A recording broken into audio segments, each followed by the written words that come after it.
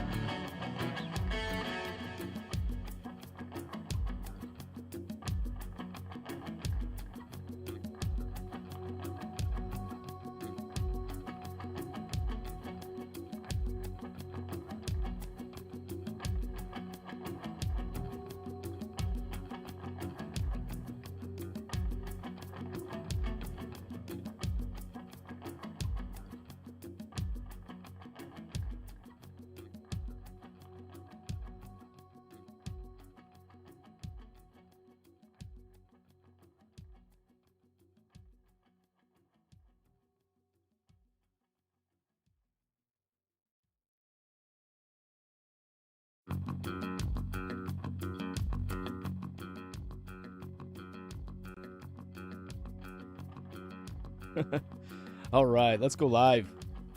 Do it now. All right, guys. Let us know that you can hear us. Let us know you can hear Jenny and Levi. Hi, folks. Hello, I have folks. a tendency to forget to unmute things. Yeah, but I it's think we're only good. happened a few times. I'm seeing levels in OBS. I'm seeing it. It looks good. All right, gang. Our faves. We got Jaden, Lavelle, Angie, Nice. Mando, Brent. Jaden, Lavelle, Brent, Angie, Hustle Mando, and I think Mandy's coming too, right?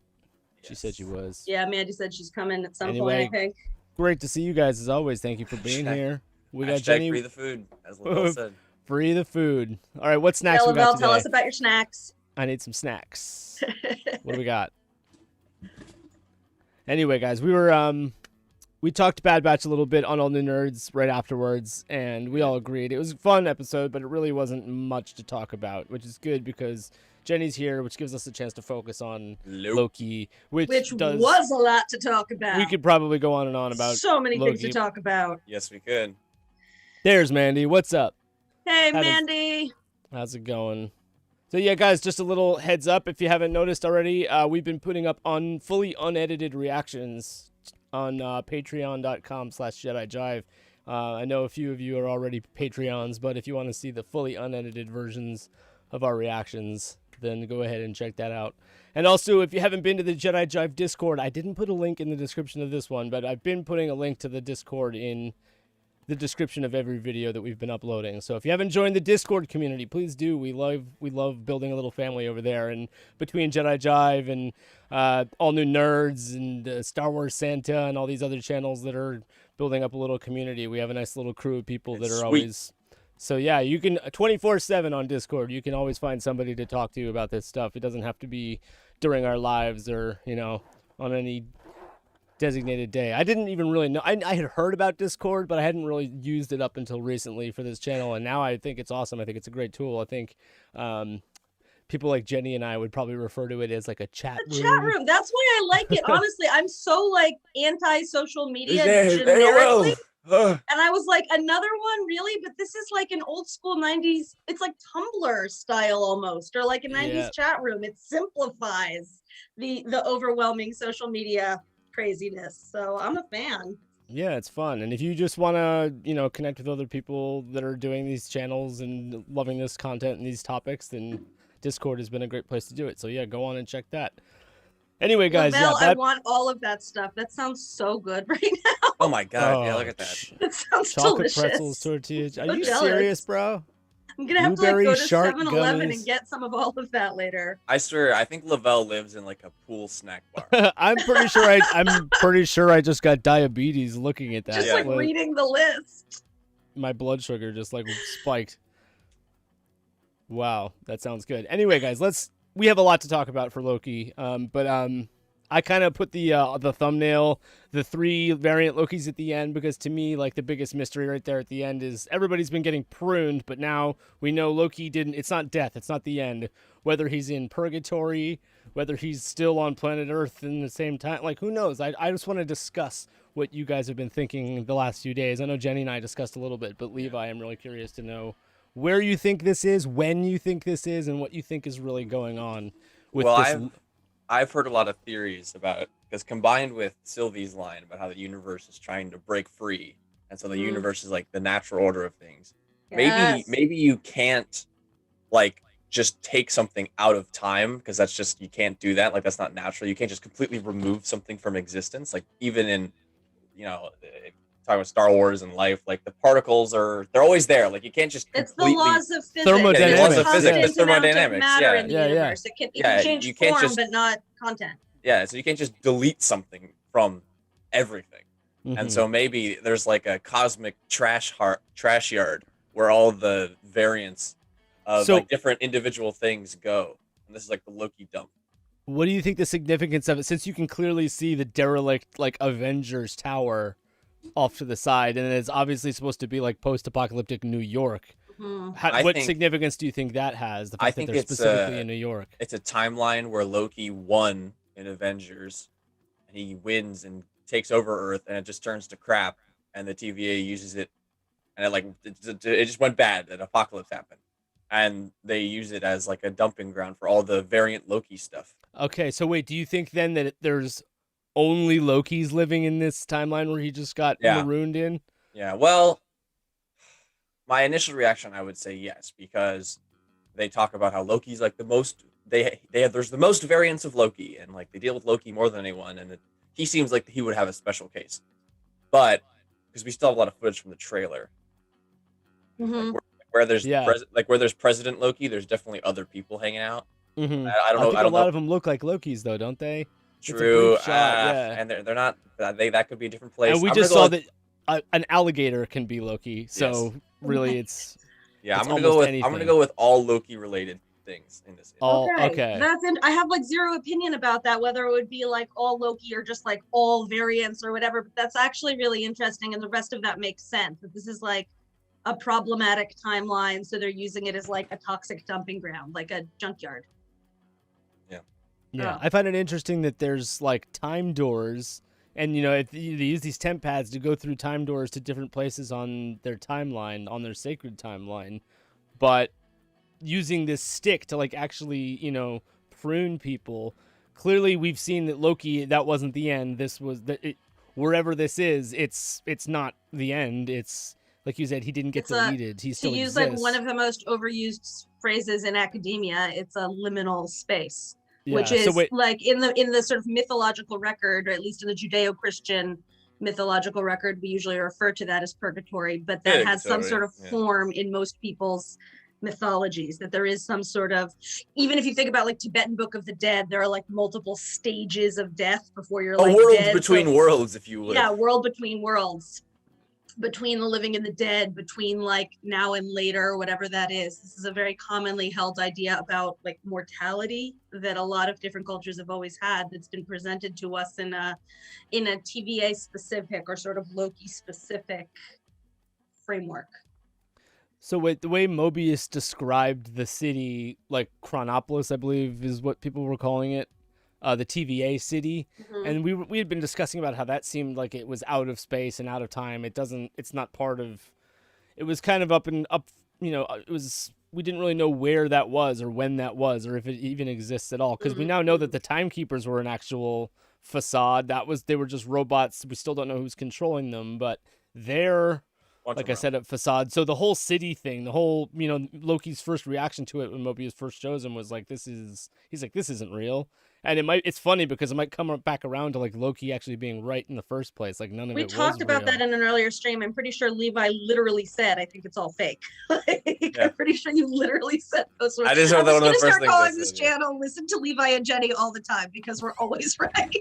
With Loki, we've been nailing it. We've been nailing it. I mean, I think only I nailed it with Power Broker. You know, Jenny. I think you. I'm still not convinced that we know the whole story about that. I think there's more to that story.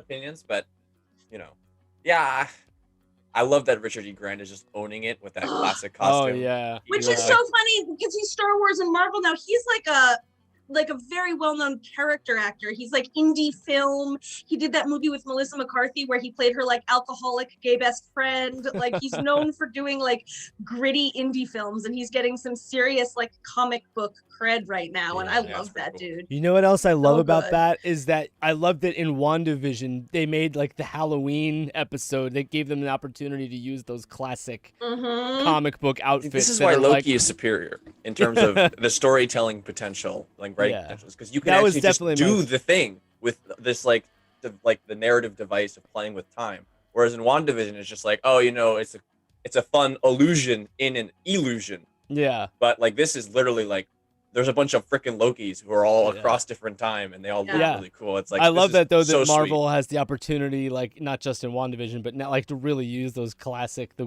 way the character was originally drawn, the way that it's like it's a way of being respectful and like paying homage to it, but also, you know, it's just fun. It's fun being able to see those classic costumes like that because they're a little you know, they're cartoony. That's what they're from. Yeah. They're from actual, you know, comic book cartoons. Like so, it wouldn't make sense necessarily to put Scarlett Johansson in. I just like it. That's all. No, it's fun. Like it's fun. It's a fun thing to be like, look how far we've come, but also we remember where we came from at the same time. Yes. You know, it is. Thank you. Cool. I was like struggling to say it for some reason. When we saw all these Lokis, obviously in the moment, our reaction was like, whoa, because like the storyline just got blown open completely. And we got a big answer to one question and then like a whole new set of questions. But I also like almost immediately afterward had the thought like, I hope that's not just a gimmick. Like Loki can look like anything. Like I feel like that, you know, he could literally be an alligator. I was like, I hope they don't make too much of a gimmick of it, pushing it too far, because the whole nature nurture thing, how does, you know, one Loki turn out one way and a different Loki turn out another way? It's like, I'm still a little bit like, okay, but why is there an Asgardian prince who's an alligator? It makes no sense. No, wait. Actually, one thing that did come to mind, speaking of WandaVision, is we heard Agatha Harkness talk about transmutation.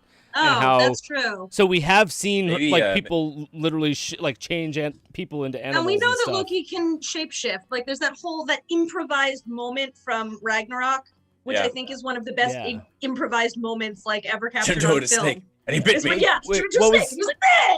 That was like all just Chris Hemsworth just making shit up. What was the name of Agatha Harkness's no, maybe rabbit? He got caught and got like taken into the TVA while in alligator form. Mr. Scratches or something like that. The rabbit's name from. Oh yeah. Ralph was her husband. And people were like, "Oh, that's really her son." Like that's. It was like Mr. Scratches or I know Scratchy. Nicholas. What's his name? Nicholas. Yeah, but anyway, we do know that transmutation is the thing now, like in the right. That actually is a good answer, Mike. That's so like that could be a transmuted Loki that like got into a fight with Wanda at some point, or even Agatha Harkness, and she. Right. I mean, or in this case, like it could even be like he was transforming into an alligator at the time the TVA collected him, and then his magic didn't work anymore. Oh, that's another. Or that would be another thing. I'm actually feeling a little bit better about that now. That particular quibble, but I also do hope that it doesn't become a gimmick.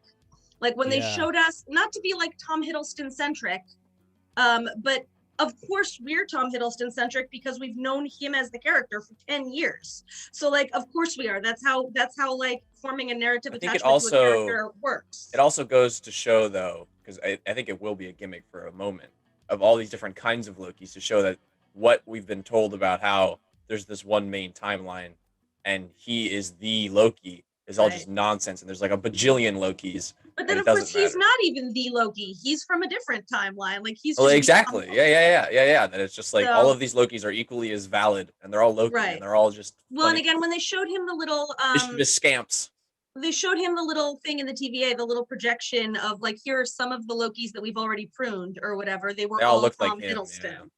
So I do hope we see. I know we're gonna see like the president Loki or politician Loki that was in the trailer. That's one that we know is coming. Like I do hope, especially because he is such a like classically trained stage actor, this is a moment when instead of just playing the same character, he could like flex his chops a little bit. So I hope we get to see some more Tom Hiddleston Lokis coming around.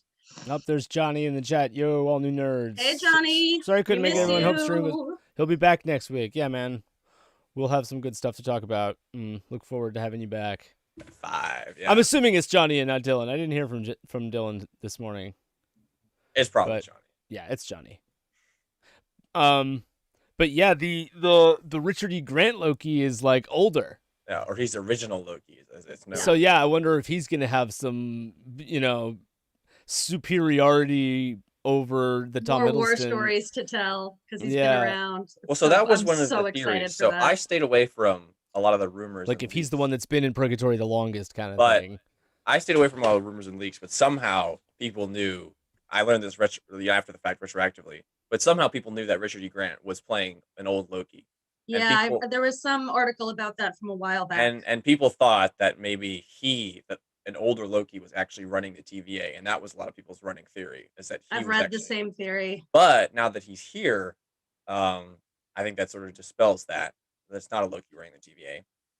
But also to talk about that scene, like the only dialogue in that scene is he says, "Am I dead?" And then they say, "Well, you will be. Yeah, come with us." So what does that mean? Like, do you? Yeah. Is there like and what does that mean for Mobius, who also got pruned? And yes. Like, so yeah, that the fact that this is like Loki land they're in now, how does that answer how Mobius will still be alive? Yeah, my question is, we do have a shot of Mobius in the trailer. That Mobius, Mike, you made a comment during our reaction that Mobius's pruning felt in the moment more final than Loki's pruning does, and immediately I was like, yes, it absolutely did. That was a true tragic moment narrative, really, because there was like the realization. You don't want it to feel cheap, have them bring him back and be like, oh, no, that I know ruins exactly. There was this realization that they're actually friends. He said this incredibly like kind thing to him. This like incredibly cruel thing that he said in episode 1 was like, don't let anyone tell you only different. Bad. Your only purpose on this earth is to hurt people. It's like an incredibly cruel thing to say. And then he amended that and was like, in case anyone ever told you different. Told you otherwise, yeah. Yeah, like, oh, you can be good if you want. Yeah. And at that he's referring moment, to himself too. Mike was oh, he just made himself killable. He just said the kind thing. You could just feel Loki it that said, it was what like. About a friend? It was such a sincere and like sincerely touching. It just like pulled the line of cheesy without becoming cheesy. It was actually touching. 100%. And then so that was like a genuine sort of like tragic moment, and you don't want to cheapen that by being like, it's fine, nobody dies. I think we'll see Owen Wilson again, but I don't know that we will see this like on enlightened version of Mobius again. Definitely has to be on a jet ski. Yeah, no, and this will 100% tie back to the whole the rings on the coffee table from his drink and the pen that he didn't remember were the pen that he keeps looking at, and Ravana, he's like basically like, I'm your favorite analyst. I'm your favorite. Although the one thing, hold on one sec, the one thing about that is weird to me is that Ravana, in the same way that she looked unsure about the timekeepers when we saw her walk up there by herself the first time, as if she didn't know they were robots, or like she viewed them as more of a threat than they are. She also looked, when she told them to prune Mobius, she like winced and was like not happy about it, that she had to do it. So that also made it feel final too, in that like, she may be wrong, but at least maybe she's under the impression that when things are getting pruned, like that's it. That was my question. I get the feeling not only from her like uncritical evildoing, but from the fact that she looked so nervous in that first encounter. I get the feeling that she's like a zealot, that she's a religious zealot, that she's a true believer. She doesn't need to put on a face for anybody else. Like she actually thought that they were. Told. Yeah. That was my question. I wanted to ask you how do we think she's fully drinking the Kool-Aid, or do we think she knows? I think she is something else that's going on too. Well, the part that confuses that is the phrase I used in our reaction was willing lieutenant. Rings. I didn't like how gleeful she seemed to be about some of it, like in the elevator when Sylvie was like, Although, what was my Nexus event? Why did you get me? And she was smirking. It was like she was a little too happy. Like she was a little too excited about doing her bad work. So I don't. Although Sylvie did keep her alive, and like as you like write the show, if Renslayers can be able to give Sylvie like in the audience through her like exposition, I feel like she might know more than what we think she knows. Just so like Sylvie's pointing the she's still stick at her, being like, "Tell me everything. Tell me everything." Yeah. Do we assume that Ravana's just gonna cough it all up? Ravana gets up, sees that we don't see this on screen, but she presumably sees that the timekeepers are robots because they're holding the head. Yeah. And she doesn't like freak out and break down crying. She just gets the guy. Yeah. And attacks. And we're all kind of just assuming that the reason she's so dedicated is because of Kang. Like she has a relationship with him. We're not, as in we're not. It is. So here's the thing: we got those incredibly goofy robots are now exposed. But perhaps she did know they're robots, but she also knows who the real man behind the curtain is, and maybe that's who she's scared of. Yeah. Yes. When she looked all nervous going in, it could be whether it's Kang or somebody else, whoever it is that's actually the man behind the curtain. If she knows who that is, and if she knows that entity is listening. So wait, does it make sense then that she's kind of like in a weird like abusive relationship with Kang, where like she's in love with him, but only because he like threatens her with her life kind of thing? I think that it might not be a 1-to-1 to the MCU. I think that Renslayer might have a different kind of relationship. She may not even know Kang yet. Maybe that's a relationship we'll see. Well, when I say relationship, I mean like she could be his daughter. She could be a variant of him. Oh, good call. Could be a myriad of things that aren't just like the lover angle. Yeah. But I do think she has some connection to Kang. And speaking of Kang, the best Kang theory I've heard is that he created the TVA to protect the timeline where he becomes ruler of the universe. Makes perfect sense. And that's like nice and simple. Like that would be sort very of Marvel. On brand very for Marvel. the MCU to have like an intelligible, simple. And it explains why some time travel is okay and some isn't, like with the Avengers and stuff. It's like it's purely just in order so he can become ruler. That also spares us the like heavy burden of having to keep track of multiple timelines simultaneously. Like really just this one is the one that Kang succeeds in. He wants it around. Yep. Okay. I buy it. Yeah. I'm all about it. This episode, by the way, I mean, like the show itself, we've talked about so many different reference points. I wrote like essays in Discord. Go check them out. Join the Discord for nothing else to read Jenny's essays. To read my essays and my side-by-side photos. We've seen like a wealth of influences, both aesthetic and thematic and narrative. Kate Herron has described the show as her love letter to sci-fi.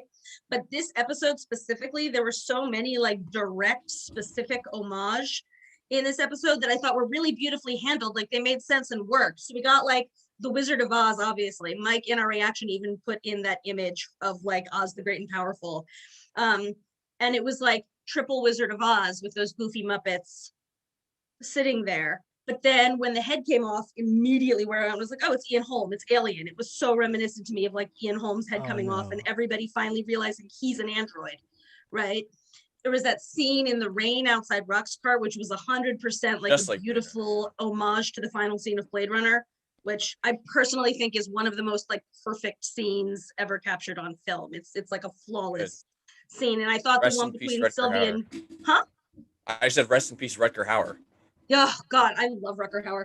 But that scene in and of itself, the Sylvie B-15 scene, was such a like heartbreaking, poignant scene. It was Wunmi Mosaku, like just what an acting job, like going through that journey. Dude, you know what? It occurred to me, like, remember when in our reaction when B-15 first showed up and you were like, oh, it's Wunmi Mosaku, and I'm like, how do you know that? I didn't. She's in It didn't occur to me that she and Country, which just got canceled. It didn't occur to me that there's that episode of Black Mirror with her and Wyatt Russell. Did you watch Black Mirror? Totally. Yeah, I didn't even put that together. I was gonna say she's in not Man of Steel, but Batman vs Superman. Yeah, because I had seen that episode of Black Mirror again with Wyatt Russell where he goes into the virtual reality thing that like ends up being a nightmare and killing him or whatever. But Wunmi Mosaku was like the technician in the room with him in that. I mean, I sort of know who she is because, I don't know, I went to drama school in England and I know a lot of random English actors. She's not putting on a British accent for this show. She's putting on a regular American accent, isn't she? Yeah. Or did I dismiss it? So is Gugu Mbatha-Raw. Ravana is also English. So yeah, but Um, that's funny.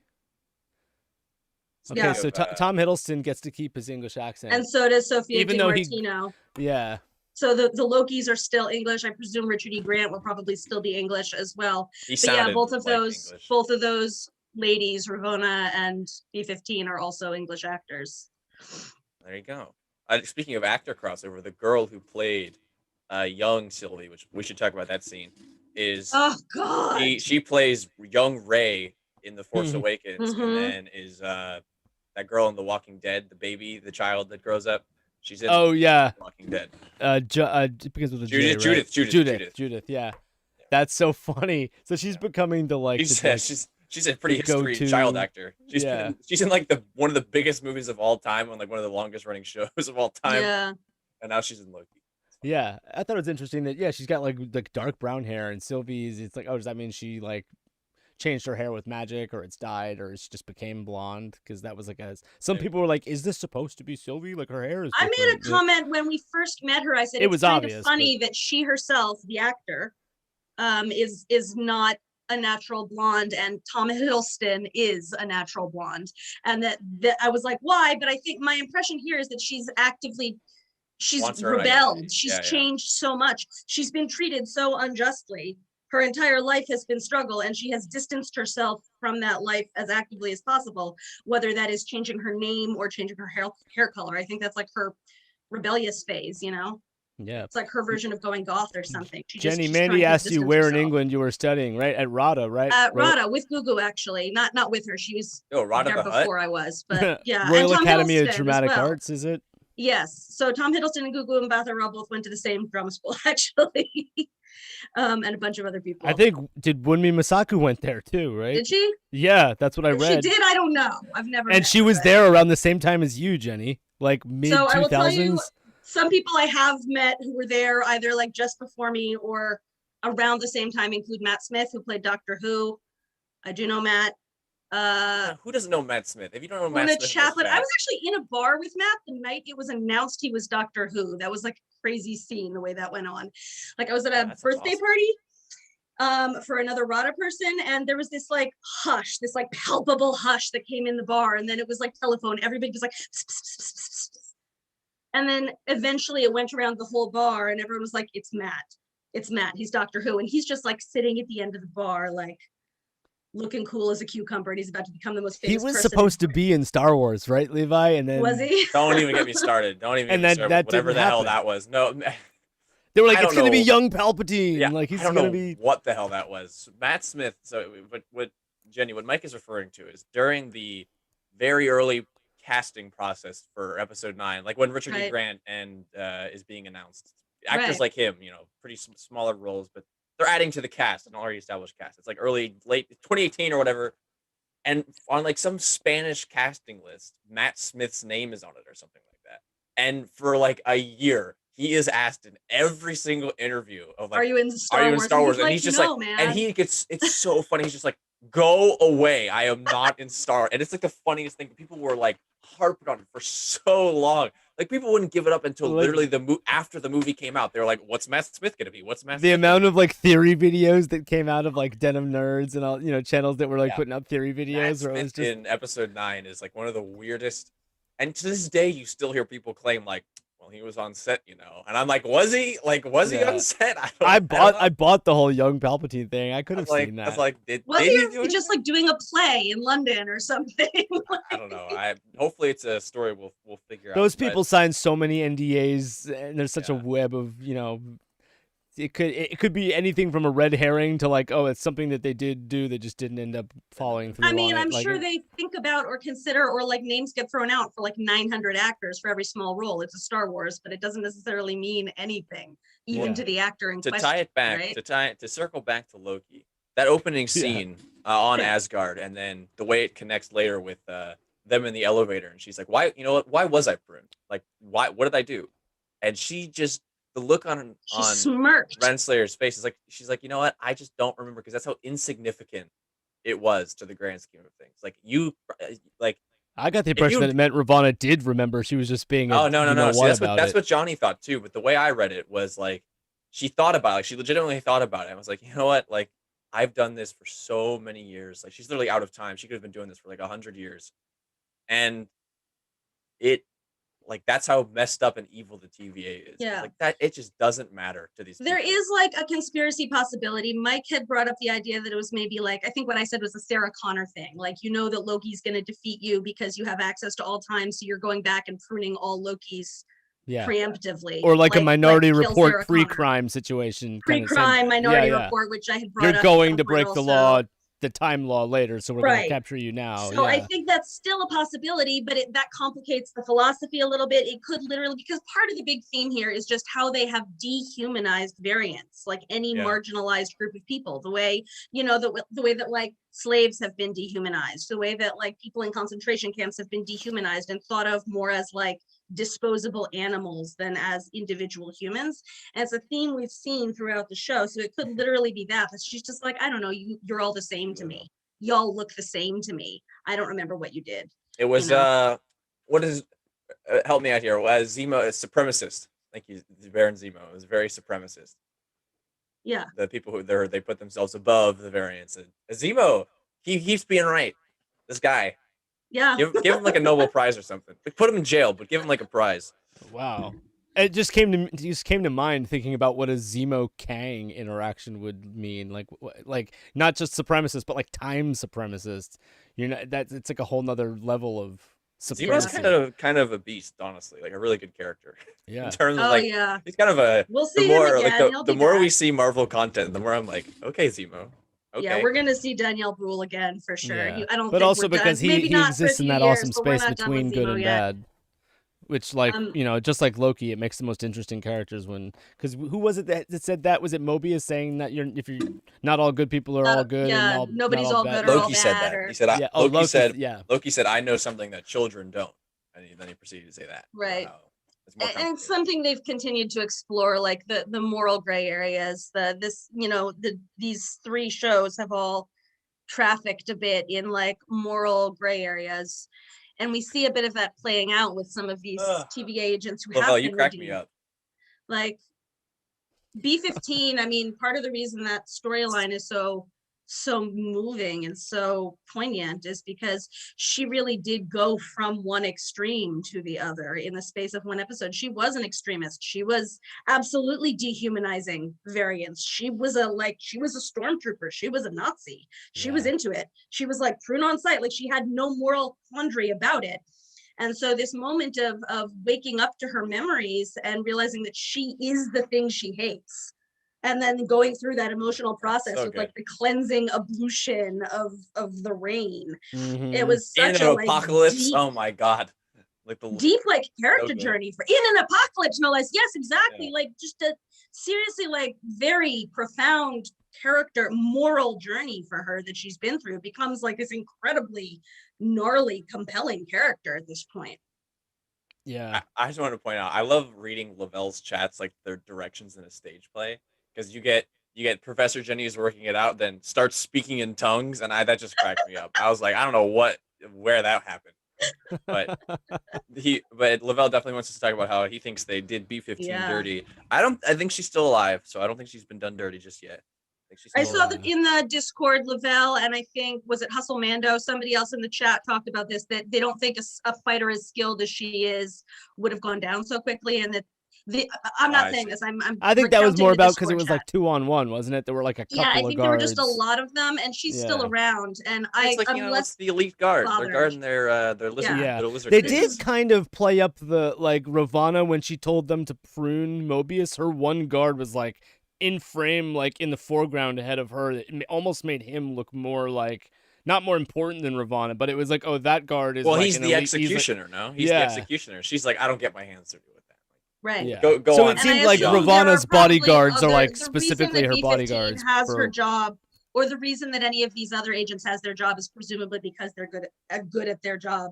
So I don't actually have trouble believing that there might be other Minutemen who are equally skilled as B-15, especially when it's like in the Timekeeper's chamber. This is the elite squad, but she's still around as far as I know. And I like that it's like a good example of girl power. We're going to get Sylvie and B15 going after Ravana, and we're just going to see all of them at their best, which I think is awesome. C20 was supposed to be like the best. And she was great, they took right? her out, so. Yeah. Do you guys think that we spend more time in the next episode on the like Sylvie B15 getting info from the TVA, or more Loki in New York Purgatory, or is it going to be kind of 50-50? I'm going to guess a bit of both, because they only have 2 episodes left and they've got to at least address. I don't think we're going to get all of our questions answered this season, and I'm fine with that. But yeah, honestly, I'm surprised how far we've gone. Yeah. Like in the show, I'm like, it's episode 4 and the timekeepers are clearly revealed to be just not real. I'm like, this is very. I've seen some people suggesting that, like, you know, obviously we might get a Kang name drop, and he's gonna be like more of like the Phase 4 big bad overall. But that like Miss Minutes might actually be the bad guy that we find out is like the season 1 bad guy. The woman who does the voice of Miss Minutes actually gave an interview. I think I read this in the LA Times, I want to say, so you can probably go back and look it up. But she said that we're going to find out more about that character. It was after the episode when she was like messing with Tom Hiddleston, and we were like, wait, is she Roger Rabbit? Like, you know, she was an entity, but not. She wasn't just a hologram. She seemed to have these like changeable qualities. And the actress was like, look, without, you know, breaking my NDA, without revealing too much, I can say that's not nothing, and you're gonna find out more. So I hope we do. That would be cool. Lavelle with the baby dinosaur. Baby dinosaur. Dino DNA. Dino DNA. I could say that whole thing. That was such a funny stream. That first Loki stream where you were just losing it. That day. I don't know talking about Dino DNA. Jenny's on some rant, and Mike, you just come back. Dino DNA. Dinosaur. That's how you make a baby dinosaur. Preserving the mosquito inside. Inside the amber. Anyway, that was that Miss Minutes. The way she was delivering the lines in that video definitely reminded me of that. Oh, that's definitely what it was meant to evoke. So yeah. Anyway, I don't necessarily think like the Miss Minutes like animated entity itself could be like that all threatening, but it could definitely be like a mechanism through which Kang is making all this happen. People are taking that and really running with it, because I see people being like, Miss Minutes is the because she's clearly not a variant. She's the only employee of the TVA that we've seen so far that isn't a humanoid. Kind of avatar? Is she like, that's the question? Like, what is that? I just from having read Tara Strong's interview, I want to be like, there's something more to that than that she's just a cute mascot. She's just like a Big Brother, you know. She's like Spyware. Yeah. She just goes. She's a all-knowing spy system. She's keeping tabs on everybody. Yeah. It's gotta be. Yeah, I mean, I know. More to find out. I like to go back to the whole like we know that Loki didn't disappear when he got pruned, but look how are they going to answer the Mobius situation? Does he go to a similar purgatory? Does everybody go to a similar purgatory, or is it just Loki's? But the Mobius situation, I'd like to know why they were making such a big deal out of him looking at the pen. He looked at it in the first time and he was like questioning it, and then you saw him look at the pen again in this episode. He didn't mention the rings from the cup and like, am I your favorite? Like, they've made enough references to that it's more than just cute character building. That's why it didn't make sense to me that Ravana would be drinking the Kool-Aid, so to speak, because like she would have to be aware that this is like the 10th Mobius that she's interacting with. Exactly. I think it's which would let her more in on the more than we've heard so far. Yeah. You know, there's a character, we keep coming back to 1984, very clear reference point, or Brazil. Or maybe she knows more, but just not enough. There's a character in 1984 who became Michael Palin's character in Brazil. If anyone has seen that movie, like Kate Herron has said like Brazil's one of her main influences for this show.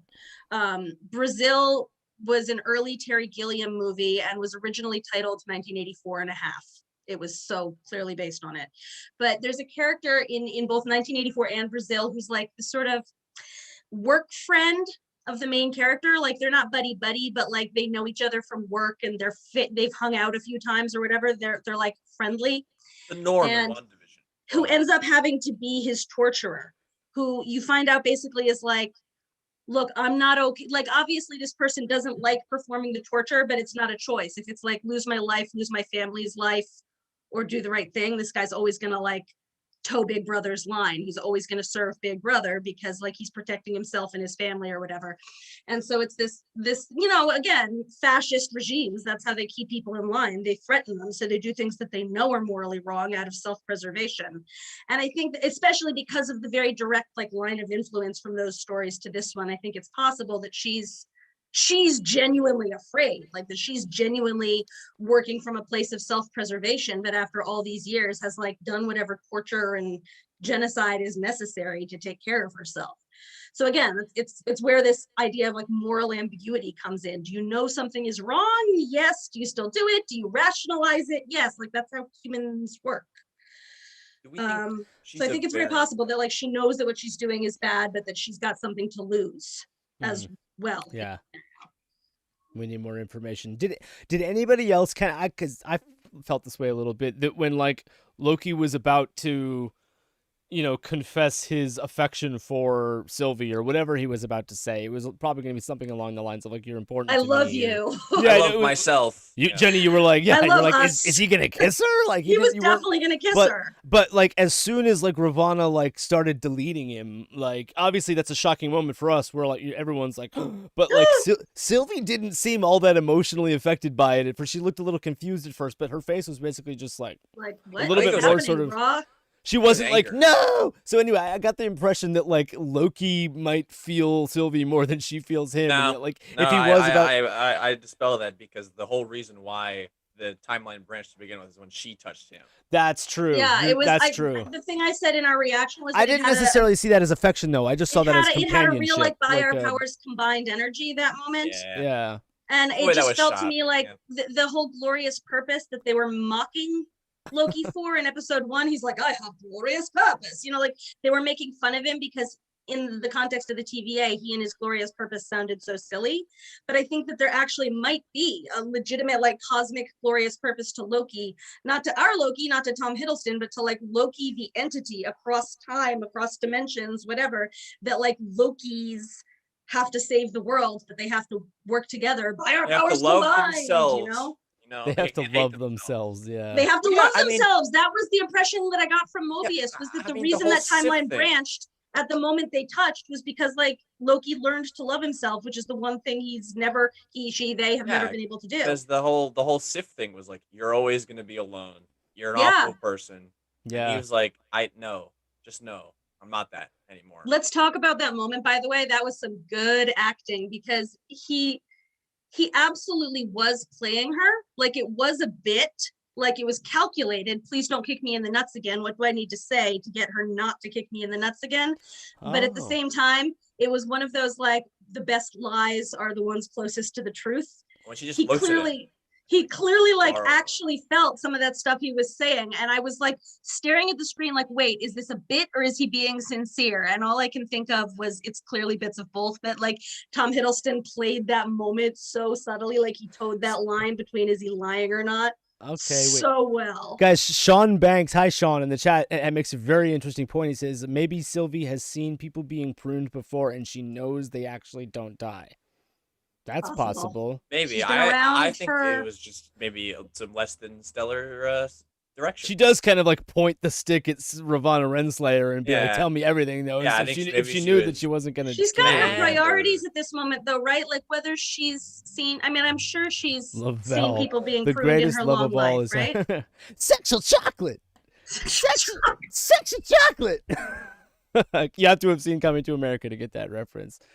But the original. Eddie not Murphy. The not the second one. Yeah, not the second one. Which disappointed all of us. That boy's good. No, we're not going to sing The Greatest Love of All right now. Sorry, Lavelle. Please, let's not. Well, wild card Lavelle. I want to go back to what Sean said, though. Like, I think she's certainly seen people being pruned. She's been doing this since she was like 6 years old or something, right? Like she's been doing this effectively her whole life. She had to grow up real fast, real young. Everything she knew and everybody she knew was killed, taken from we got a regular Cassian Andor over here. Right. But this is like the culmination of everything she's been working for like, you know, probably 25 years. This is like she's reached her end game. That's got to be her priority. I'm sure her entire focus right now is not on some budding romance with a different version of herself, but is on like accomplishing her life's goals that are right in front of her at this moment. Yeah, if you've considered what she's been through over the last 24 hours, the way like she was thought she was gonna die on Lamentus 1, like she'd already been like, this is the end, right? And then going through the TVA and all of that, and sort of just being like, you know, F it, like what? Like she I don't really have care time at for this point. right now, bro. Later. Or like the way Loki, he said, what did he say? He said something along like, it never ends, he says, or something like that. As if like the random, like unexpected things keep happening. It just like this whole TVA nonsense is just getting crazy. It's a crazy day. But yeah, I don't know. I just felt like I expected more. Like if they were supposed to be connecting in that moment, when like he put his hands on her I think shoulders, it's just poor. she Honestly, was just I kind think of you like, can chalk it up to like, poor. what are you stage doing, direction. bro? Because obviously Tom Hiddleston was not actually dissolving in front of her, so she was probably staring at nothing, and they were like, "He's leaving." She probably read. She knew that. I don't know. I don't think there's. I wouldn't agree. I wouldn't with read that direction thing. I think she's I wouldn't read great, too much but into it. No, I think she's great too. I'm just saying in that. I'm just saying but- in that exact moment, I'm not going to stake their whole relationship off of Sophia DiMartino's like facial reaction in one No. scene. That maybe I think just she doesn't has match. more. I just think she has more important things going on at that moment. Yeah, she's dealing with the freaking timekeepers. Yeah, They're just exactly. robots. They were so goofy looking. Like the minute, I mean, They first were we saw very goofy. the first image of them when Ravonna went up by herself was very sinister. But of course, we're all like, so was the Wizard of Oz. That shit was scary as fuck. And it turned out to be this little like schlumpy dude at the end, right? So I was just like, Wizard of Oz, whatever. And then the second time when they went up with Loki and Sylvie, I was like, they looked so goofy. Like it was They very looked like clear. Chuck E. Cheese animatronics. Yeah. Right? They looked like Muppets. Like they just looked so silly. I was like, I was those like, aren't this real. animation Come on, is that's not wonky. real. What the heck? Mike was like, yeah. that's bad CGI. And I was like, no, it's good CGI. They're supposed On to purpose, look, they're so hokey. They just look like silly puppets. Yeah, that one even had like a giant like mustache. But Looked yeah, like, he it's like, oh, he was out of Sesame Street. Like it looked so silly. And then when Sylvie like, you know, threw the sword and the head popped off, like the other one started laughing.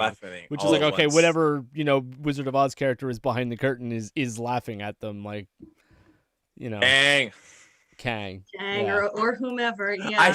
I've staked so much on this Kang thing that if it's not Kang, it's just one of those like, don't let yourself expectations. get Ralph Yes, I have to check my own. We were so sure Doctor Strange was going to be at the end of WandaVision, and then they decided not to put it in there. Well, that was, I mean, apparently that was in discussion. That was real. They just decided that it was Wanda's story, and they didn't want to make this like existing huge character over, like she needs him or something. Oh wow! But that was check it out. Amanda Daughtry, $20. Thank you. That's an awesome super chat. Amazing. Love your commentary, and I'm wondering if not just the predetermination versus free will.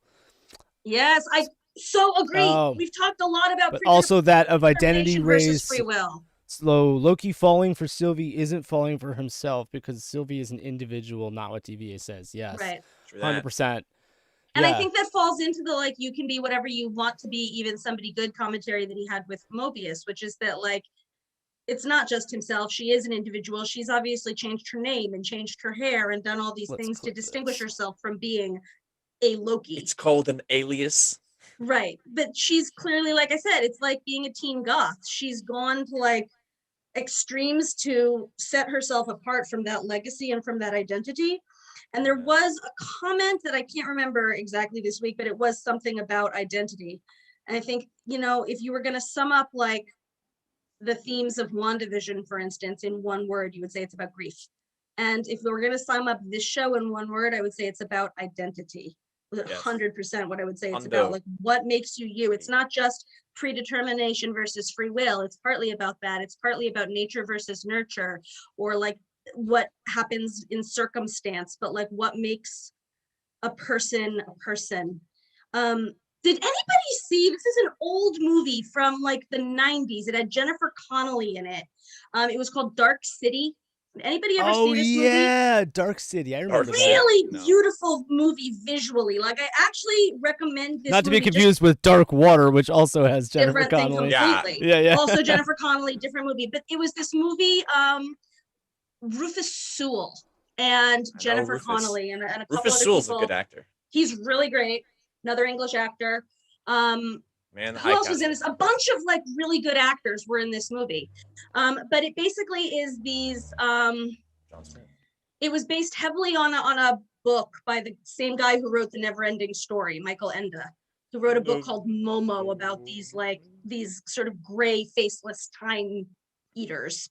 And so Dark City has these like alien beings who have imprisoned a bunch of people in this city where it's always night, and they rearrange the city during the night into different configurations, and they give people like different jobs and different identities than they had the day before, and they inject them with false memories, just like the TVA has done with these variants with the Minutemen. They lay false memories over whatever their real memories were, and it turns out that the reason the aliens are doing this is because they want to study identity in the human mind. They want to find out like what gives you the identity you have. Is it just your memories? Is it just like the job you have?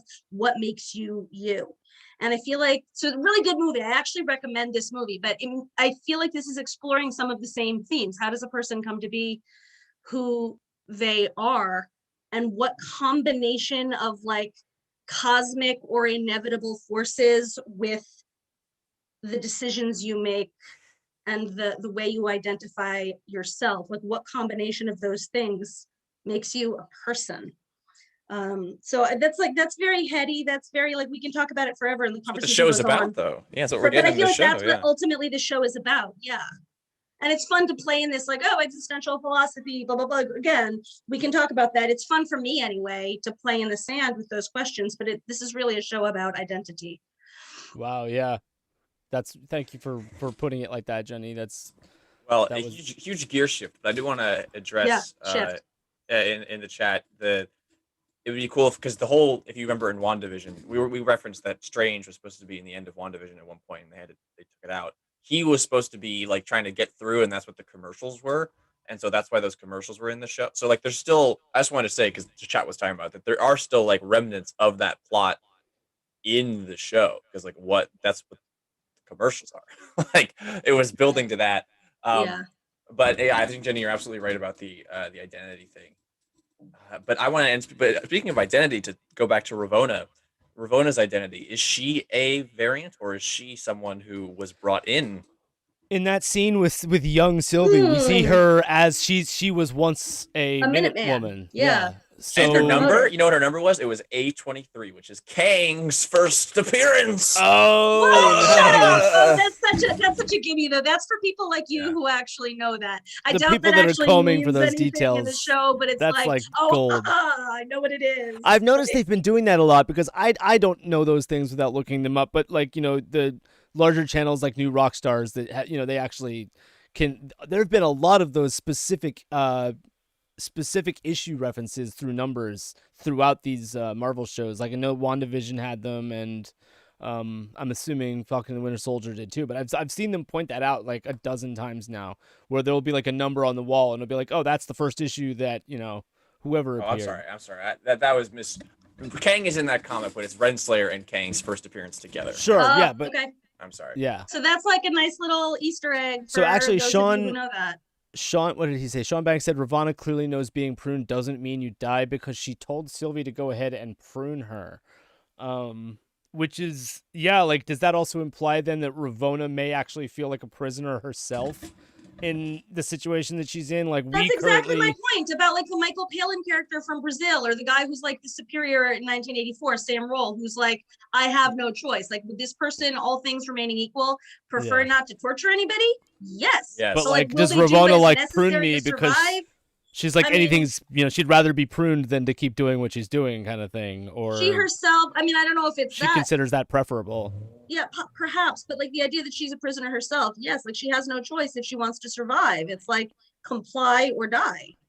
Comply or die. She does have Comply that or like die. seemingly sadistic joy, though, to what she does. I mean, Yes. she does. She literally keeps the trophies of her exploits in her office. It's like, okay, It was okay, like Ravonna. a weird little mystery cabinet. Do you know that? Do you know what that is? A mystery cabinet? So like, Yeah, I mean, early, before there were museums, really. oh, okay, I see what you're saying. The first sort of example of what a museum was, sort of in the Middle Ages and during the Enlightenment, were these mystery cabinets that you would see at universities, or like wealthy people might have them, and they would include things like shrunken heads of people from an island nation. And, you know, there's something very Same exploitative vibes. and weird. And it was like early anthropology, but also early sort of collection. And she's got the whole recording thing too. It's like very Watergate-esque. Like she has the the whole time. I'm like, what? I'm like, what are you doing, Ravana? You're so sus. That fits with the whole 60s vibe of the whole TVA in general, though. That sort of technology. Some people had pointed out that she has multiple snow globes on her shelf. And that, like, the concept of like a bubble world. It's a bubble world. I was gonna say that's what the TVA is, like a snow globe. Yeah, I thought that symbolism is pretty important. But she has her helmet. I think she has her helmet on the desk too. Like, because we were talking about, like, does pruning Loki send him to like a Loki only universe where there's only pruned Lokis there and they live inside? You know, it's we'll find out presumably this episode if there are other entities besides Loki. Considering that we have 4 episodes saying only, serial killers keep trophies 100%. Yes. There's only 2 episodes left. It really, really, really does feel like that this is so much more of a setup for season 2 than it is going to be a complete story. But again, like, itself. I'm very okay with that. Like, 100%. Kevin Feige has name checked this show and Falcon and the Winter Soldier repeatedly as shows that were left open intentionally for the possibility of season 2. And this one, I know for a fact, season 2 is currently in development. So, while I'm thinking about it, was it this episode or the last one where he mentioned vampires? Last one. Oh, okay. No, it was this one. This one. Yeah, okay. Like, Blade! During the reaction, I was like, dude, Blade. Yeah, so like that, I loved that like Earth is Levi, crazy. this is like you keep mentioning how it's like, dude, like Earth is insane. What is going on Earth? We've got like literal gods and vampires and magic and just like, dragons. Yeah. Oh my goodness. And now at the same time, like vampires a dragon is coming. A sea monster is coming. Vampires are secretly running the government. It's like, okay. Vampires are like the least wacky thing that is going on in the MCU right now. Like, it's the least crazy of all the things that are happening around. Is Blade supposed to be coming in phase 4? Yeah. I don't know if he's supposed to be coming in phase 4. I know that they have announced plans to resurrect the Blade franchise. I mean, yeah, freaking what's his face? Mahershala Ali came out on stage with his Blade hat and was like, "I'm Blade." My favorite. Unbelievable. Yeah, he's been in a lot of good stuff recently. I know a lot of people didn't like it. Although but, he's already Alita Battle Angel. Did you see that one, MCU Levi? Adjacent, because he was in Luke Cage. He was like the big bad of season 1 of Luke Cage. And James Gunn just recently said that all the MCU shows or Marvel shows prior to the like WandaVision, the like really MCU shows are not really considered canon. That's something that James Gunn said. Yeah, it's one of those things where I'm like, even though things are maybe only headcanon, like some of the other shows that have come out. And what about Morbius? Not Mobius, Morbius. Well, that's a different situation. That's also vampire, though, right? Kind of. He like sucks the life energy out of you. That's weird. That's in Sony. That's in the Sony Marvel universe. Okay, that's not going to cross over. I think that. Although I know that I hate getting into these conversations. Why the doctor? Spider-Man is. I hate getting into these conversations about like what is and isn't canon, because I think from a marketing standpoint, whether it is or isn't canon, like smart filmmakers are not going to step on things that they know are important to fans, because whether it is or is not canon, fans are going to feel slapped in the face. Yeah. So I think that's just I hate getting, I feel like that sidesteps the real issue, which is like, it doesn't matter. It's in people's heads. And some of the same characters have crossed over from what is canon into things. Like there have been multiple canon MCU things that crossed over with Agents of S.H.I.E.L.D., for instance. But then, and although that's not like technically canon, I'm like, they cross over in both directions, and it would just be stupid not to honor that to whatever extent possible from a marketing standpoint as much as anything else. You don't want to piss off your fans, you know? Yeah. Amanda Daughtry said, why is it the only people who get wiped and then work at the TVA seem to be humans, not Kree or Titans? And we've talked about this. I think it's like the Earth department of the TVA that they're in right now. It's possible. Yeah, because remember when he at least one scroll. Loki said something like, "This is a nightmare." He mentioned a nightmare, and then he Mobius said, "Oh, that's a different like, department." I would hope it was that one. Yeah. So there are definitely timelines or departments where there are aliens. I got to imagine, or more like alien centric. But this is like humans. Maybe they just deal with human affairs, not just Earth specifically, but a lot. Yeah, of I mean, like Skrull could realistically be human like affairs. part of a, Yeah, Earth because when they went to affairs thing. Lamentus 1, that was blatantly humans that were living Humans, there. yeah. I know it was supposed to be like in Kree space or whatever, and we know Mhm. that, some of those things are basically humanoid as well, but yeah, it did seem like that was like a human settlement, a I human didn't mining even think colony. about that, Jenny. I that's a whole different conversation for a different podcast. But the fact that Mahershala Ali was already a character, technically. Yeah. Wait, he was? Who was he? He was in Luke Cage. He was the villain. Oh, He was yeah, the yeah, yeah, yeah, he was that- yeah. Cottonmouth. He was a great Cottonmouth. villain in season 1 of Luke Cage. And again, like I know that like Feige has mentioned Luke Cage, Jessica Jones, and Daredevil as like we're gonna bring them back, which would, again, I hate these conversations, but would make them canon if they enter the MCU at some point in Phase 4. That would canonize those versions of those characters, and I just think it would be like a complicated and messy and ill-advised decision Jenny, to we do this step in on Star that. Wars all the time. We deal with this in Star I Wars know, all but the this time, is where not Star Wars. This is a there's, different like, thing. but like I could see them doing it where something is like kind of canon and they adapt it loosely, and they're Right. like the character's the same, and some stuff probably happened that's like what you know, but it's different. Right. Well, I know, like I said, we've heard that Luke Cage, Jessica Jones, and Daredevil might reappear. We've heard that Phil Coulson and Daisy Johnson from Agents of S.H.I.E.L.D. are coming back at some point. There's some other characters in those Netflix shows who were great characters. Rosario Dawson's character was amazing. Misty Knight was in multiple shows. She crossed over multiple shows. She was a great we've seen character. actors and actresses. There've been a couple people from MCU that have done a couple characters, right?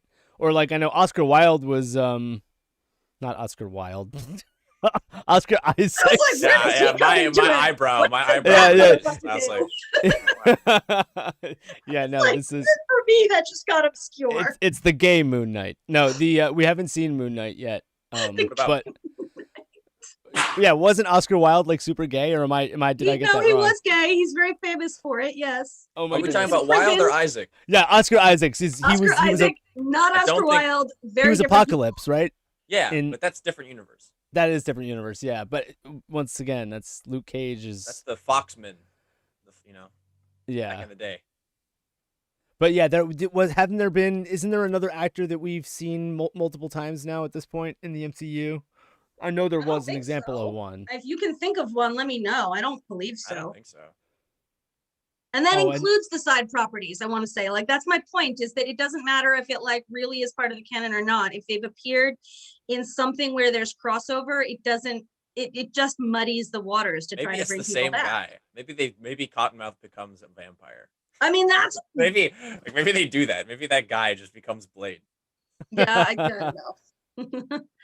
But that bringing it back to Loki, like I think probably the entire internet heard that vampire thing and was like, Blade! Oh my god! Yeah. And they seed these things so early. Like the Loki, like the tease for the Loki show was like 2 years ago. Well, some already. people have kind of asked the question of like, well, wait a minute, in Blade, like vampires kind of like rule the world, like exactly from, like, they run Earth. so, that's what I'm saying. Yeah, so Maybe like there's a that's gonna be timeline. really crazy. Maybe there's a whole timeline that's like the vampires took over timeline. You know, maybe there's so, a like, dimension. more sort of where like why vampire haven't we dimension. seen any vampires up until this point? Since we know they're so powerful and in charge. Maybe we'll find out. Like back in the deep past, they all got banished to their own dimension. This is the story of that dimension. You know, like the 3 vampire timekeepers. We go, no, not again. Not again. I mean, like, I don't particularly want them to just be like, oh, now there's a multiverse. Now anything is cool. We can do anything we want now. Aurelio, Michelle Yeoh. Who was Michelle Yeoh in Guardians? Guardians too. She was one of those captains at the end, wasn't she? Yes. One of the sovereign people. They had one of the like captains at the funeral for what's his face? There you Michael go. Rooker. Michael Rooker's Yondu. Yondu. They had the funeral for Yondu and all the different what are they called? The pirate captains? Yeah. The pirate captains. They're called something specific. Ravagers. Oh, I see. Oh, the Ravagers. Yeah. Yeah, they they brought their ships to like the funeral, and she was one of those captains, and she's also now in Shang-Chi. So once again, Aurelio maybe is same correct. character. So Wild. Probably not Yeah. the same character. Yeah, Probably we not. do know that there are like Chris Evans was Human Torch in the Fox Fantastic Four and is also Captain America. That was like, the worst. It's not gonna be relevant. He was also yeah, like and then 12 like years there was old that in brief moment movie. in WandaVision when they were talking about like her like engineering friend. Oh and we're like, yeah, it's Gemma gonna be. Chan Gemma too. Chan. I knew that there were some examples. Okay, there are more Small examples. examples. Small, yeah, it's definitely weird, but like that's not. Thanks, like, Aurelio. Thanks, Sean, for pointing those out. Both correct. Yeah, Gemma Um, Chan was Gemma Chan one of the Kree Yeah, like part of the Force there in the beginning on Star Force. Though she's the blue one, right? Minerva, yeah. Minerva. That's like a Okay. not insignificant Michelle and character. Gemma. Yeah, Bizarre. there you go. Yeah. Oh well. So we have seen examples of this. I hope Why do they do that? Why minimize not that. cast someone different? That seems strange. Yeah, because they don't know a lot of actors. I don't. Like that's like literally in the case of like Minerva, like that's not an insignificant. Michelle Yeoh in Guardians is like she's there for like one frame or whatever. Yeah. It's like a cameo. Gemma Chan Yeah. is like a It's character a significant in Captain character. Marvel. Like the Michelle Yeoh thing, I can get over, especially Like, because they were all heavily made up. They all had these like crazy costumes for Guardians, like that. I can sort of. Yeah, but Get Gemma over, Chan but is the like Gemma a Chan- character who is in like multiple scenes in Yeah. Captain Marvel. That's so bizarre. Also an English actress, by the way, Gemma Chan. Who isn't these days? I know who isn't really an English actor these Am days. am I an English actor doing an You don't accent know, I right now? mean, Am I English? in some other timeline, Levi? Clearly, you are. Oh my so. god, I was English the whole time. What do we think about Mobius? If we seem generally to think that the pruning of this version of Mobius is probably permanent because it was such a sincere and tragic moment. What do we think about how that character might re-enter the story? And if he re-enters, is he going to have any connection or memory like, to he any of would the be stuff he just completely did? different. Yeah. I think he's gonna be thing. different. I think they're gonna go to Now he's going to be evil Mobius. He's going to be like after Loki trying to capture him again. I think Loki is going to be like, I want my friend back. He is going to go to a timeline where Mobius is being a dad or whatever on his jet ski. On a jet ski. And he's gonna be like, and he's gonna have to make the decision to not take him away. Wow. This is almost exactly what once again, listen to From his Levi life. and Journey, folks. But if you look at our reaction, my theory was that like Loki was just going to drop into once they get control, just drop into some timeline and see him like on his jet ski. Yeah, like, and being a 90s cry. dude. And like Mobius would have no idea who Loki was, but Loki would like poignantly know who Mobius Yes. was and As like the be sun like, oh. sets, he leaves. Exactly, as he goes off onto the jet ski in the sunset. Like that was my theory as of last week. Hopefully with Still like happen. the like blonde surfer hair that Owen Wilson used to be known so well for. Right, Some exactly. feathery blonde hair. Wow. And Sean- not the like older graying To Owen respond Wilson. to Sean, I thought the whole thing was that the Eternals don't mess around with events until like, Yeah, they don't. the events they of don't the movie. get involved. So So yeah, you're thinking And this she's whole like one TVA of the- timeline she's like the nonsense is queen going to of be that there, group. the thing that spurs Oh, them to get good involved. call, Mike. Honestly, I didn't even think about that. Really good call. Oh yeah. That's why the Eternals are going to finally start getting involved, is because the timelines are getting all screwed up Yep. at TVA I think it's situation, clear yeah. that Loki, more than either of the two previous shows, is setting us up for multiple projects that are coming. I think Spider-Man and Doctor Strange specifically are going to have a lot to do with whatever is going on with this timeline nonsense right now. Yeah. I Hey, think that leads us pretty clearly into both of the other films. So the Eternals, I think, good call. That could 100% be like the thing that Honestly, spurs them to take action. I don't think so. Just based on the way that movie is like shot. Honestly, just from knowing. Oh my gosh, I can't believe her name is escaping me. Academy Award-winning director from China who is directing the movie. What's her name? She just won Chloe Zhao. Nomadland. Chloe Zhao. Like, I don't see her as someone who would take on that kind of project. It's a weird thing to say because we're so far out from the movie, but just the way it is, it Mhm. seems like it'll be a self-contained kind of story. And it's weird because you're absolutely right. Loki is clearly setting up Spider-Man, Doctor Strange, And Doctor Strange. the multiverse that will be madness. Mhm. But Yeah. Black Widow, Shang-Chi, and Eternals, which are movies that come out in between now and then, don't really Are seem like- like yeah. multiverse stories. So I don't know. But you, Yeah. Mike, you were gonna say something. Oh, I was going to say that Lavelle was asking about end credit scenes, and I think I was actually surprised we got one in episode Yeah. 4, or like not surprised, but like it was a nice surprise. But I don't think we're gonna get one for episode 5. That way, because they almost have to do one for episode 6, right? There's always an end credit scene. At the Tease end, whatever's coming next. So yeah, I don't think the next episode will have one. I mean, Episode it'd be great 5 if is there Kang. is. Episode 5 is Ravana getting up the phone, the Kang phone. No, I think it makes more sense to have Kang be teased at the end. I know. Yeah, That's actually, definitely what it's gonna be. the other reason I actually agree with Levi about like the Eternals potentially being a standalone project along with Black Widow and along with Shang-Chi is that that Loki is going to have season 2. So if you gave everything away in the Eternals, then where does season where does season 2 pick up? I think it's more likely that you get the standalone projects and then you get Loki season 2, and we're going to have like Spider-Man and Doctor Strange coming as well. Like WandaVision clearly set up Doctor Strange, and Loki is clearly leading us in that direction too, but I think we're going to have to wait for Loki season 2 to get answers to a lot of these questions. Yeah, I was going to say, I feel like we could easily be made aware of Kang in Loki, but not necessarily be introduced to the character. Right, like whether it is literally the I think my crackpot theory, and by the way, I will take that phone with me wherever I love the phone thing, the Kang phone. Let me call my boyfriend. But I think that we may have already met a Kang. I think my crackpot theory is that Ravana is a Kang variant. Kang put a variant of him in charge of the TVA. And then in the same way that Loki in this wild world, right? So is that the same thing as like Loki and Sylvie falling in love? Like he's falling in love with himself? I don't think they're in love. I think the whole like love, because as like you said, it doesn't have to be a you think it's more like a father-daughter relationship. I think as it doesn't have to be a direct translation from the comics. In the comics, it's like a weird on and off again, love hate. Like it is very much like I'm gonna call my boyfriend on the Kang phone. Like I'm mad at you. Like that's the vibe that the comics. It's very like what is happening here.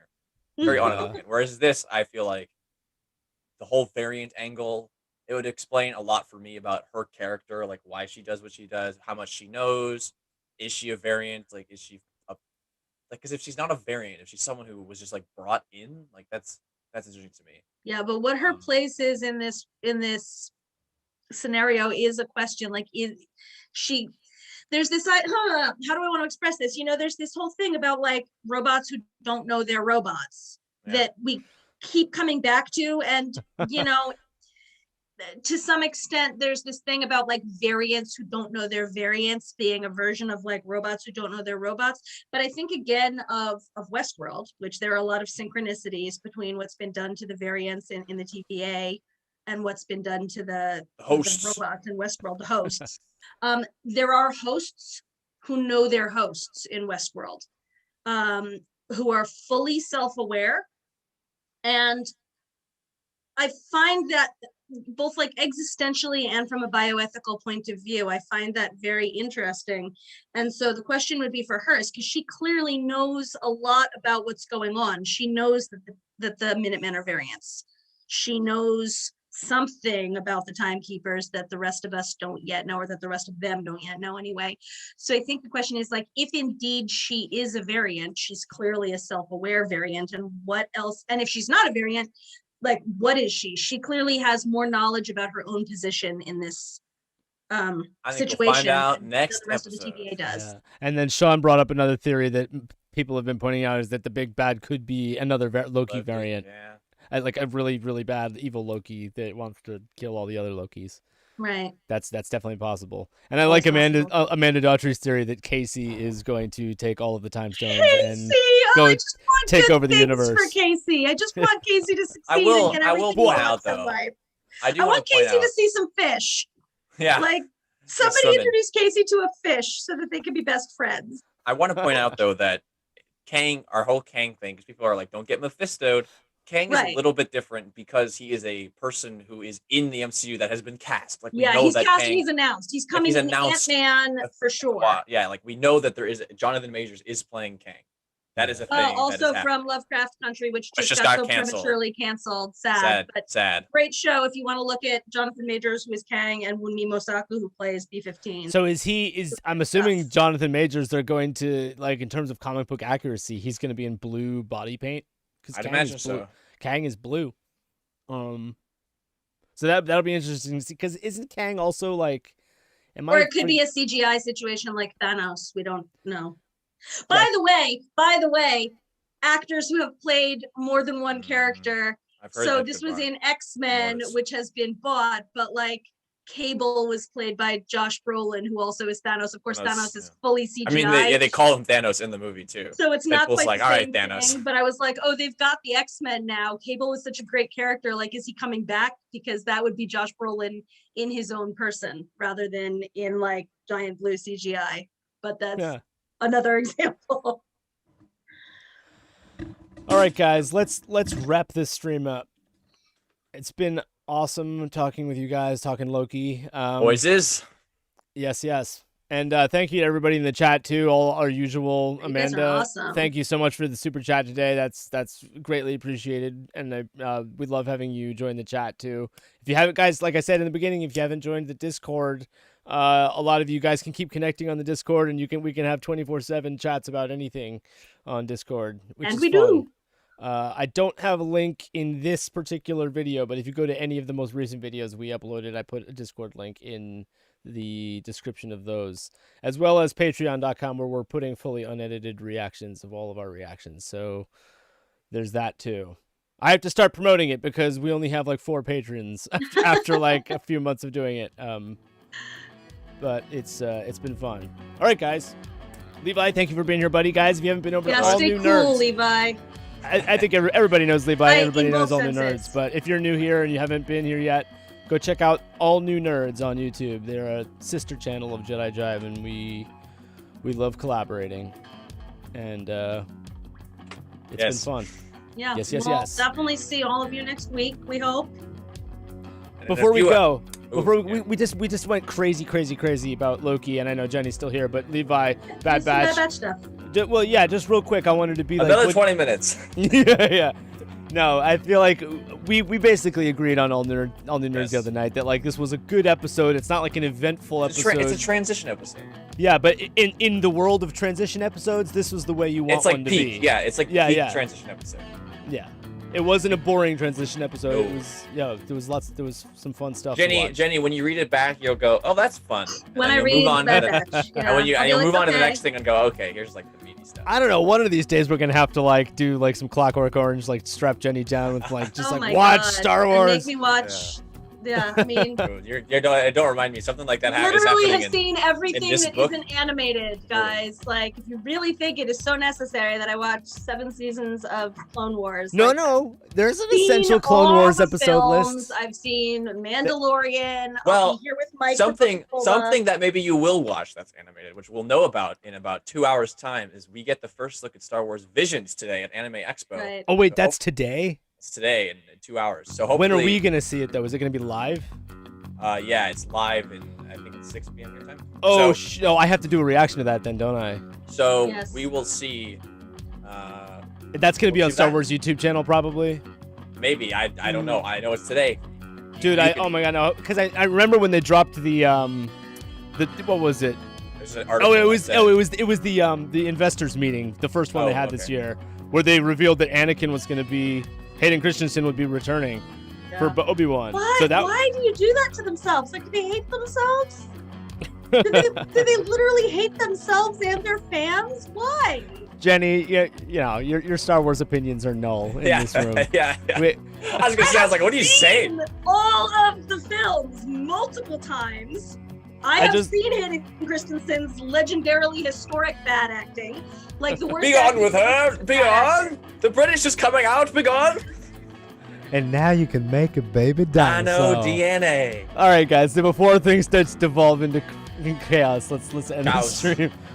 It's fun hanging out with y'all. We will see you guys soon. Peace. All right, buddy. Love you guys. Bye.